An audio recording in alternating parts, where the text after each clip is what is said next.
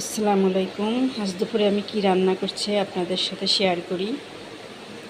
এটা হলো করলা ভাজি, এটা হলো রুই মাছ বেগুন আলু দিয়ে, এটা হলো পুঁইয়ের শাক ভাজি, আর এখানে আছে বড়ি দিয়ে বেগুন দিয়ে মৃগেল মাছ।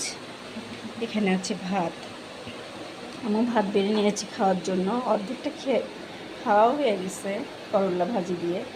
এবার পুঁইয়ের শাক দিয়ে খাবো। মনে করলাম আজ দুপুরে কী রান্না করছে আপনাদের সাথে একটু শেয়ার করি, সেজন্যই দেখাইলাম। তো আমার ভিডিওটি এখানেই শেষ করছি। আমার ভিডিওটি শেয়ার করবেন, লাইক দিবেন, আমার চ্যানেলটিকে সাবস্ক্রাইব করবেন। ইনশাআল্লাহ পরবর্তী কোনো ভিডিও নিয়ে আবার আপনাদের সাথে দেখা হবে। আল্লাহ হাফেজ।